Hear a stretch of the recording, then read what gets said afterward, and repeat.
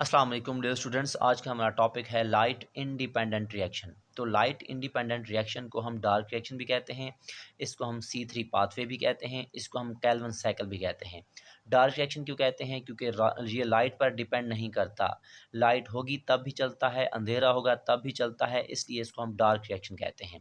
इसके अलावा अगर देखेंगे इसको हम C3 पाथवे क्यों कहते हैं? अब C3 पाथवे इसलिए कहते हैं क्योंकि ये जब रिएक्शन चल रहा होता है तो सबसे पहला कंपाउंड जो बनता है रिडक्शन के बाद, सॉरी कार्बन फिक्सेशन के बाद, वो जो है 3 कार्बन पर मुश्तमिल होता है, इसलिए इसको हम क्या बोलते हैं? C3 पाथवे का नाम देते हैं। अब इसी तरह मेल्विन कैल्विन और उनके साथियों ने जो है इसको सबसे पहले डिस्कवर किया था, तो उनके नाम की बिना पर इसको क्या कहा जाता है? कैल्विन साइकिल कहा जाता है। अगर इसको हम डिफ़ाइन करें तो जहन में रखेंगे कि ये जो लाइट इंडिपेंडेंट रिएक्शन है, ये साइक्लिक सीरीज़ ऑफ रिएक्शंस हैं। मतलब कि रिएक्शंस की एक सीरीज़ है जो कि साइक्लिक वे में, मतलब कि साइकिल की तरह चल रही होती है, जिसको रेस्पेक्टिव एंजाइम, एक मखसूस एंजाइम जिसको हम रूबिस्को कहते हैं, वो इसको कैटलाइज़ करता है और इसके दौरान कार्बन जो है वो फिक्स्ड भी होती है और रेड्यूस्ड भी होती है, और नतीजे के मतलब नतीजे में क्या बनता है? शुगर बनती है। कब? During dark reaction of photosynthesis. तो इस प्रोसेस को, इस साइक्लिक सीरीज ऑफ रिएक्शन को हम क्या बोलेंगे? लाइट इंडिपेंडेंट रिएक्शन का नाम देंगे। अब अगर इसके अलावा अगर हम देखेंगे इसकी डिस्कवरी के बारे में अगर देखें, तो इसको सबसे पहले मेल्विन कैल्विन और उनके साथियों ने यूनिवर्सिटी ऑफ कैलिफोर्निया के अंदर क्या किया था? डिस्कवर किया था। इसलिए इसको हम क्या नाम देते हैं? कैल्विन साइकिल का नाम देते हैं। अब ये जो आपके पास कैल्विन था, उसको नोबेल प्राइज़ से नवाज़ा गया था 1961 में, क्योंकि उसने इसको डिस्कवर किया था। अब ये जो आपके पास लाइट इंडिपेंडेंट रिएक्शन है, ये क्लोरोप्लास्ट के स्ट्रोमा में होता है, क्लोरोप्लास्ट के स्ट्रोमा में होता है। और याद रखिएगा कि ये जो रिएक्शंस हैं, इन रिएक्शंस के अंदर कार्बन डाइऑक्साइड और एटीपी से मतलब एनर्जी आती है वो, इसके साथ-साथ हाइड्रोजन आयन जो कि NADPH से आते हैं, इन सब चीज़ों को इस्तेमाल किया जाता है। फिर से सुने कि इन रिएक्शंस के दौरान कार्बन डाइऑक्साइड को और उस एनर्जी को जो एटीपी से आती है, और हाइड्रोजन आयन जो कि कहाँ से आते हैं? NADPH से। तो इन सब चीज़ों को इस्तेमाल किया जाता है और एनर्जी रिच मॉलिक्यूल बनाया जाता है। ऐसा शुगर का मॉलिक्यूल बनाया जाता है जिसके पास एनर्जी की मिक़दार बहुत ज़्यादा होती है। तो ज़हन में रखिएगा कि ये जो आपके पास रिएक्शंस होंगे, कहाँ पर कब होंगे? जब लाइट की प्रेज़ेंस होगी या एब्सेंस होगी, दोनों कंडीशन में ये रिएक्शन चल रहे होते हैं। अब आप देखिएगा कि इस रिएक्शन को अगर हम देखें कि ओवरऑल रिएक्शन, जितने भी रिएक्शन हैं, अगर उसको हम सिंपल एक ही रिएक्शन में शो करें तो कुछ यूँ शो होता है। देखिएगा, इस प्रोसेस के दौरान 3 कार्बन डाइऑक्साइड, मतलब 3 कार्बन डाइऑक्साइड इस्तेमाल होते हैं, 6 NADPH इस्तेमाल होते हैं और 9 ATP इस्तेमाल होते हैं। जब ये चीज़ें इस्तेमाल हो जाती हैं, उसके बाद ये चीज़ बनती है और 6 NADP बनते हैं, 9 ADP बनते हैं और 9 PI बनते हैं, और इस दौरान 3 मॉलिक्यूल वाटर के वो भी क्या हो जाते हैं? रिलीज़ हो जाते हैं। इसको हम G3P भी कहते हैं। इसको हम क्या बोलते हैं? G3P भी कहते हैं। ये लाइन जो है, या ये जो इक्वेशन है, ये शॉर्ट क्वेश्चन के हवाले से पेपर में पूछी जा सकती है। अब हम जाते हैं अपने स्ट्रक्चर की तरफ। अब इसी तरह ये आप स्केच देख रहे हैं। अब इस स्केच में आप देख सकते हैं कि 1, 2, 3, मतलब कि 3 फेजेज़ हैं। किस चीज़ के? कैल्विन साइकिल के। पहला फ़ेज़ है कार्बन फिक्सेशन, दूसरा फ़ेज़ है रिडक्शन और तीसरा फ़ेज़ है रीजनरेशन ऑफ CO2 रिसेप्टर। अब इन तीनों मतलब कि जो तीनों स्टेप्स हैं या फ़ेजेज़ हैं, इनकी वज़ाहत करेंगे, टॉपिक कंप्लीट। अब यहाँ पर हमारे पास जो कैल्विन साइकिल है, उसके 3 स्टेप्स होते हैं, 3 फेजेज़ हैं। पहला फ़ेज़ है कार्बन फिक्सेशन, दूसरा फ़ेज़ है रिडक्शन और तीसरा फ़ेज़ जो है वो है रीजनरेशन ऑफ CO2 रिसेप्टर। अब हम ये देखेंगे कि कार्बन फिक्सेशन के अंदर क्या होता है। तो ये फर्स्ट स्टेप है। इसमें आप देख सकते हैं कि कार्बन डाइऑक्साइड जो है वो जब आती है क्लोरोप्लास्ट के स्ट्रोमा के अंदर, तो क्लोरोप्लास्ट के स्ट्रोमा के अंदर ये चीज़ पड़ी हुई होती है, जिसको हम क्या कहते हैं? राइबोलोज बिसफॉस्फेट कहते हैं। राइबोलोज बिसफॉस्फेट कहते हैं या RUBP का नाम देते हैं। और इसके कितने मॉलिक्यूल होते हैं? 3 मॉलिक्यूल्स, जैसे कि आप देख सकते हैं 1, 2, 3, ये 3 मॉलिक्यूल्स हैं RUBP के, और हर एक मॉलिक्यूल के पास देख सकते हैं 1, 2, 3, 4, 5 कार्बन है। तो इसका क्या मतलब है कि इस तरह काउंटिंग करें तो 5, इस तरह काउंटिंग करें तो 3, मतलब कि 3 मॉलिक्यूल हैं और हर मॉलिक्यूल के पास 5 कार्बन हैं, तो 3 मल्टीप्लाइड बाय 5 तो क्या बनेगा 15, मतलब कि इसके पास क्या होंगे 15 कार्बन होंगे। अब ये आपके पास कहाँ पर मौजूद है, प्लांट के क्लोरोप्लास्ट के स्ट्रोमा के अंदर। अब क्या होगा कि यहाँ से 3 मॉलिक्यूल्स आएंगे कार्बन डाइऑक्साइड के, इनमें से एक कार्बन इसके साथ मिलेगा, दूसरा कार्बन इसके साथ मिलेगा, तीसरा कार्बन इसके साथ मिलेगा। तो आप देखें पहले हर एक के पास 5-5 कार्बन हैं, तो एक एक और मिलता जाएगा।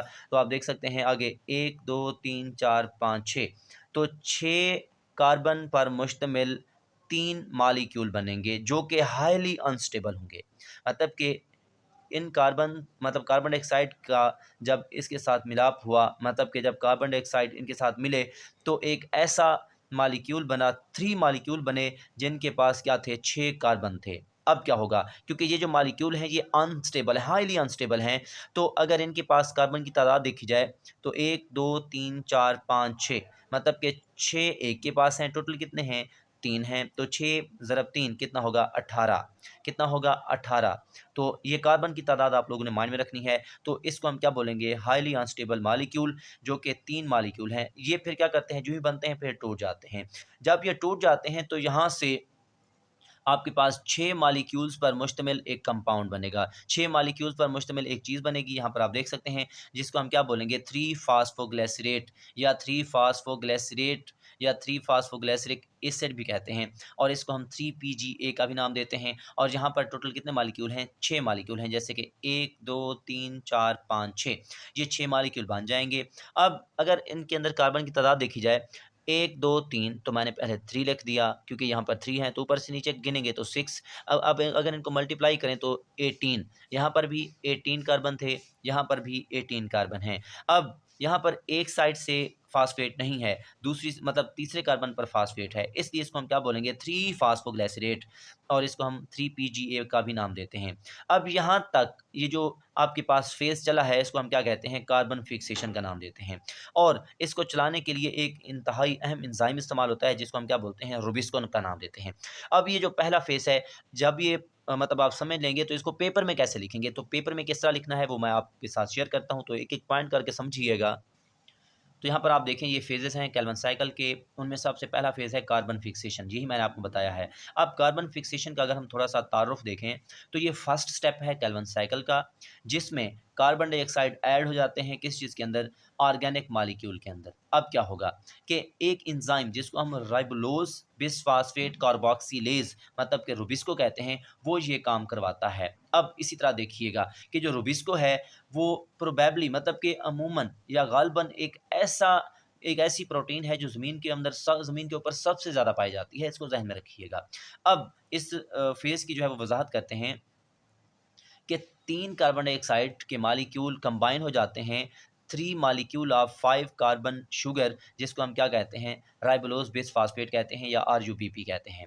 तो इसका मतलब क्या हुआ कि आरयूबीपी के आपके पास 3 मॉलिक्यूल हैं, हर एक के पास 5 कार्बन हैं, और इन्हीं के साथ कार्बन डाइऑक्साइड के 3 मॉलिक्यूल क्या हो जाते हैं, आकर कंबाइन हो जाते हैं। अब क्या होगा कि इस रिएक्शन को कैटालाइज कौन करवाएगा, एक एंजाइम जिसका नाम है रूबिस्को, और इसके नतीजे में क्या होता है कि as a result highly unstable 3 molecules are formed, highly unstable 3 molecule बन जाते हैं, और हर एक के पास कितने कार्बन होंगे, 6 कार्बन होंगे। उसके बाद जब ये बन जाते हैं तो ये फिर टूट जाते हैं 6 मॉलिक्यूल के अंदर, और हर 6 मॉलिक्यूल के अंदर कितने कार्बन होंगे, 3-3 मतलब कार्बन होंगे। और इस चीज़ को हम क्या बोलते हैं, जो चीज़ बनती है उसको हम कहते हैं 3 फास्फोरिक एसिड, 3 फास्फोरिक एसिड या 3PGA का नाम देते हैं। आप देखें ये रूबिस्को एंजाइम जो भी इन्वॉल्व हुआ, इस्तेमाल हुआ, इस रूबिस्को ने इस रिएक्शन को चलवाया, और यहाँ पर क्या बन गया 3 फास्फोग्लिसरेट या 3 फास्फोग्लिसरिक एसिड, जिसको हम 3PGA का नाम देते हैं। अब जब ये बन जाता है तो इसके पास भी कितने कार्बन हैं, 18 कम कार्बन हैं। अब हर एक के पास कितने होंगे, 3, इसलिए इसको हम क्या कहते हैं, क्योंकि कार्बन फिक्सेशन के एंड पे 3 कार्बन पर मतलब 3 कार्बन पर मुश्तमिल कंपाउंड बना है, इसलिए इसको हम क्या बोलते हैं, C3 पाथवे का नाम देते हैं। अब दूसरे स्टेप में क्या होगा, दूसरे फेज़ के अंदर क्या होगा, तो इसकी मतलब इस डायग्राम को आप देखें कि दूसरे आपके पास फेज़ के अंदर जिसको हम क्या नाम दे रहे थे, रिडक्शन फेज़ का नाम दे रहे थे। तो इसमें क्या होता है कि इस साइड पे आप देख सकते हैं ये खाली स्पेस है, खाली जगह है।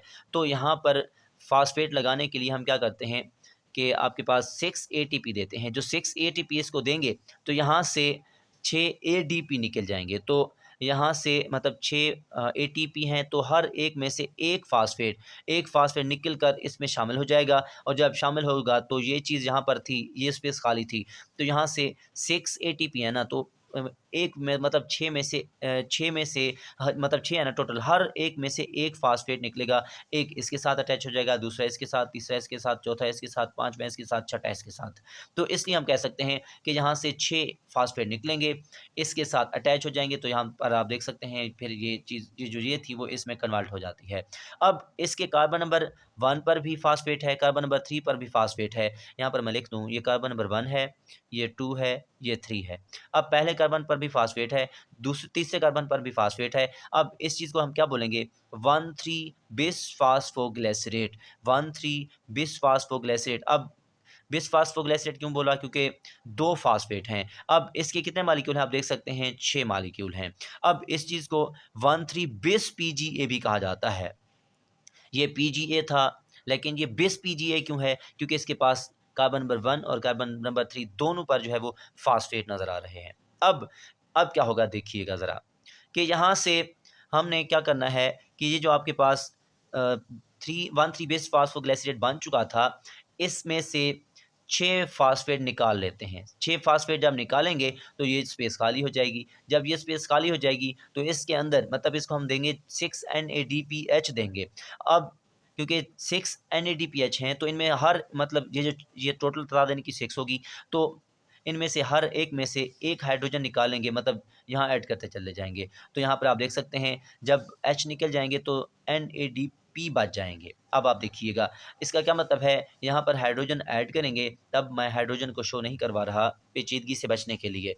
अब क्योंकि हाइड्रोजन को ऐड किया गया है, जब हाइड्रोजन को ऐड किया जाएगा तब इसको हम कहेंगे रिडक्शन, क्योंकि हाइड्रोजन की एडिशन होती है, उसको हम रिडक्शन फेज़ का नाम देते हैं। अब आप देखिएगा कि जब रिडक्शन हो जाती है तो इसके नतीजे में ये चीज़ बन जाती है। अब इसको क्या बोलेंगे, ग्लिसरॉल्डिहाइड 3 फास्फेट, ग्लिसरॉल्डिहाइड 3 फास्फेट, जिसको हम G3P का भी नाम देते हैं। जैसे कि मैंने आपको बताया था पहले कि हमने यहाँ पर किस चीज़ को बनाना है, G3P को बनाना है। तो हमने इस चीज़ को बना लिया है। अब क्या होगा कि इसके भी कितने मॉलिक्यूल हैं, 1 2 3 4 5 6 मॉलिक्यूल हैं।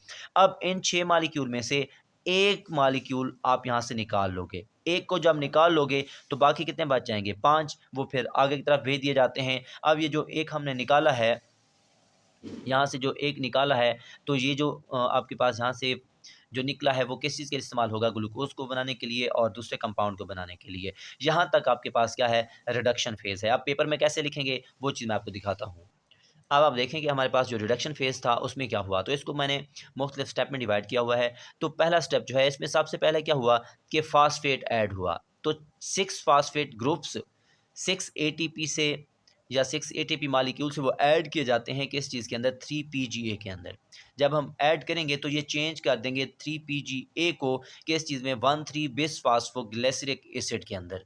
अब इसी तरह आपके पास दूसरा स्टेप है, इसमें रिडक्शन हो जाती है G3P की। अब जब रिडक्शन होगी तो फिर क्या होगा कि हमारे पास ईच 1,3 बिसफास्फोग्लिसरिक एसिड इज़ रिड्यूस्ड, मतलब जो भी आपके पास 1,3 बिसफास्फोग्लिसरिक एसिड है वो क्या करता है, हाइड्रोजन आयन को अपने अंदर ले लेता है। मतलब कि जब हाइड्रोजन को गेन करेगा तब वो चेंज हो जाएगा किस चीज़ में, मतलब कि जब हाइड्रोजन मिलते हैं तो उनके अंदर तो फिर वहाँ पर ग्लिसरॉल्डिहाइड 3 फास्फेट बन जाता है। इसका मतलब क्या हुआ कि हमारे पास जो 3 PGA था, 3 PGA उसने किस चीज़ को हासिल किया, हाइड्रोजन को, और हाइड्रोजन कहाँ से आए, NADPH से। फिर यहाँ से क्या बन जाता है, G3P बन जाता है। अब आप देखिएगा ज़रा कि जो हमारे पास हाइड्रोजन आए हैं वो हाइड्रोजन कहाँ से आए हैं, किधर से आए हैं, कैसे आए हैं, ये हमने देखना है।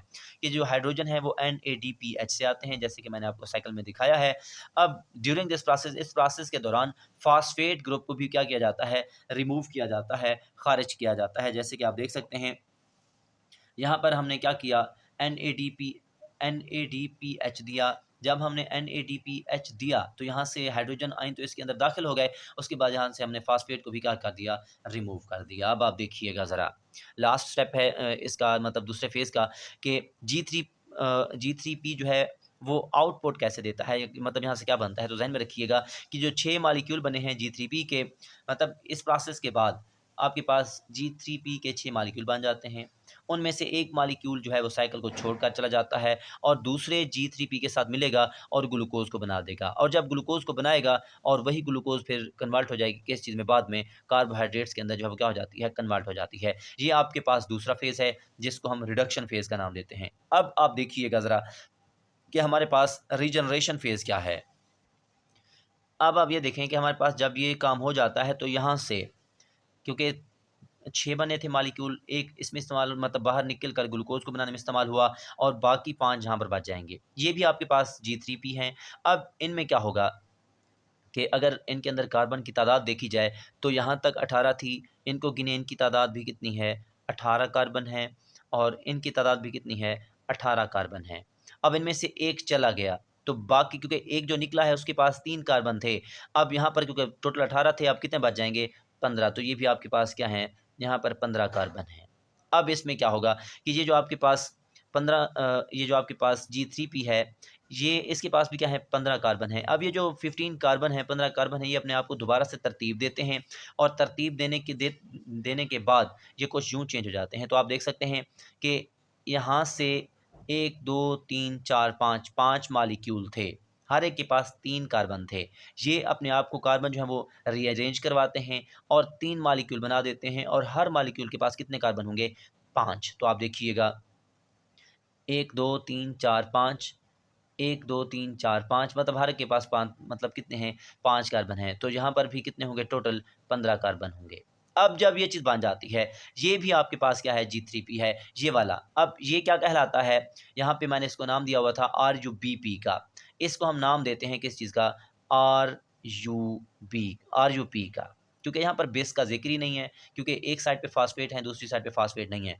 अब क्या होगा कि यहाँ पर इस तरह कन्वर्ट करने के लिए जो कार्बन थे उन्होंने खुद को तरतीब दिया, क्योंकि इनके पास 1 2 3 4 5 फास्फेट थे। यहाँ पर तो आपको 3 नज़र आ रहे हैं, तो यहाँ से 2 फास्फेट बाहर की तरफ जो है वो रिलीज़ कर दिए जाते हैं। अब आप देखिएगा जब ये चीज़ बन जाती है तो इस साइड पे क्या करने के लिए, फास्फेट लगाने के लिए फिर से हम क्या करेंगे, 3 ATP देंगे, और ये जो ATP है ये लाइट रिएक्शन से आता है। अब ये ATP जब इसको देंगे तब, क्योंकि 3 ATP हैं तो हर एक में से एक फास्फेट निकलेगा, इस साइड पे अटैच होता जाएगा। जब इस साइड पे अटैच हो जाएगा तब आपके सामने जो है वो ये चीज़ बन जाएगी दोबारा से। और इस तरह हम कह सकते हैं क्योंकि इसी ने कार्बन डाइऑक्साइड को रिसीव किया था, इसलिए इसको हम क्या बोलेंगे कि ये दोबारा से बना है, तो रीजनरेशन हो गई है किस चीज़ की, CO2 रिसेप्टर की। अब ये पेपर में कैसे लिखेंगे इसको ज़रा देखते हैं। अब रीजनरेशन ऑफ CO2 रिसेप्टर की बात करें तो 5 मालिक्यूल G3P के वो चेंज करते हैं ख़ुद को RUB के अंदर, क्योंकि उन्होंने खुद को तरतीब दिया, जैसे मैंने आपको बताया है।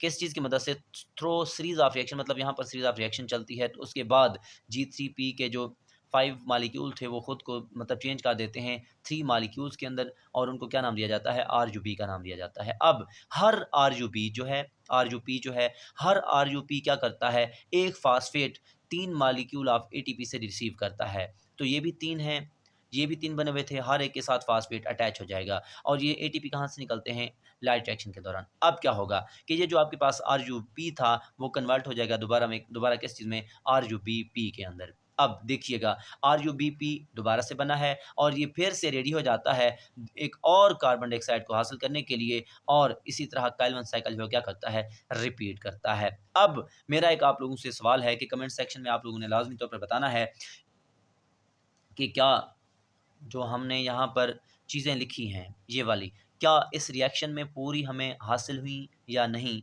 ये आप लोगों ने कमेंट सेक्शन में जो है वो बताना है। तो दुआ में याद रखिएगा, नेक्स्ट वीडियो में मिलते हैं। अल्लाह हाफ़िज़।